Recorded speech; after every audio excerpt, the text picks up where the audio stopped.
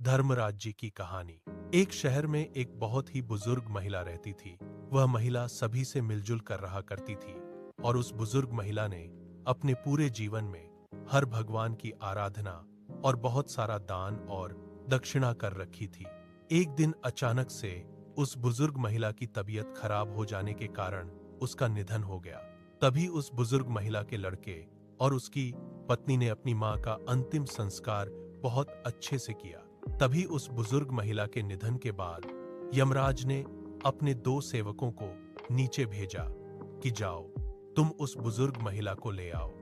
जैसे ही यमराज के सेवक उस बुजुर्ग महिला को लेने के लिए आए तो वह बुजुर्ग महिला उनके साथ जाने लगी। थोड़ी दूर चलने के पश्चात रास्ते में एक बहुत ही गहरी नदी मिली, जहां पहुंचकर यमराज के सेवकों ने उस बुजुर्ग महिला से कहा कि क्या तुमने अपने जीवन में कभी भी गौदान किया हुआ है। तब वह बुजुर्ग महिला सच्चे मन से गाय का ध्यान करने लगती है। तभी वहां पर अचानक से एक गाय प्रकट हो जाती है, जिसकी पूंछ पकड़कर वह बुजुर्ग महिला उस नदी को पार कर जाती है। धर्मराज जी की कहानी। फिर थोड़ी दूर आगे चलने के पश्चात रास्ते में बहुत सारे काले कुत्ते आ जाते हैं, जिनको देखकर यमराज के सेवक उस बुजुर्ग महिला से कहते हैं कि क्या तुमने अपने जीवन में कुत्तों को दान दिया था। तब वह बुजुर्ग महिला एक बार फिर से सच्चे मन से कुत्तों का आह्वान करने लगती है।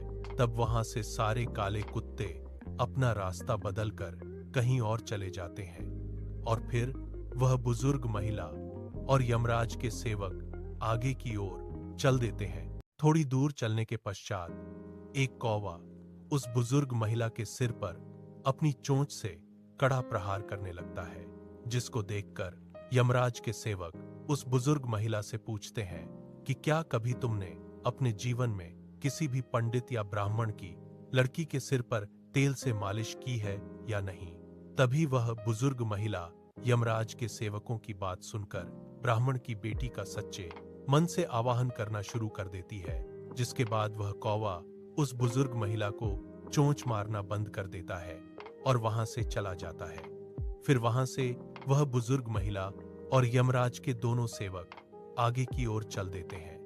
थोड़ी दूर चलने के पश्चात जब वह बुजुर्ग महिला और यमराज के दोनों सेवक आगे की ओर बढ़ने लगते हैं तो उस बुजुर्ग महिला के पैरों में कांटे चुभना शुरू हो जाते हैं, जिसके बाद यमराज के सेवक कहते हैं कि क्या तुमने कभी भी अपने जीवन में खड़ाऊ दान की है। जिसके बाद वह बुजुर्ग महिला उनसे वह की बात सुनकर खड़ाऊ का आवाहन करना शुरू कर देती है।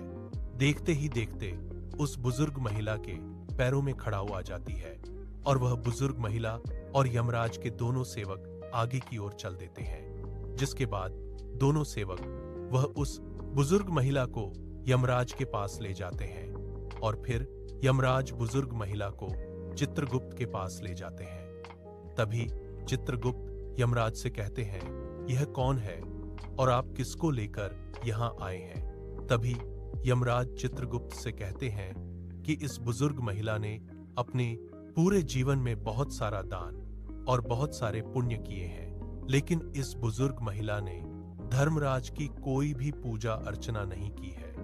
जिस आने के लिए अपना जहाज नीचे धरती लोक पर भेज देते हैं। उस जहाज को देखकर सभी लोग बहुत ही आश्चर्यचकित हो जाते हैं। उस बुजुर्ग महिला के साथ जाने के लिए आगे आ जाते हैं। तभी वह बुजुर्ग महिला सभी लोगों से कहती है कि तुम लोगों ने धर्मराज की कहानी नहीं सुनी है, जिसके कारण तुम लोग मेरे साथ नहीं जा सकते हो। मेरे साथ सिर्फ यह मेरी पड़ोस की साथी ही जा सकती है, क्योंकि इसने पूरी कहानी बैठकर सुनी थी। जिसके बाद सभी लोग उस बुजुर्ग महिला से कहानी सुनने के लिए निवेदन करने लगते हैं और तभी वह बुजुर्ग महिला सभी को कहानी सुना देती है।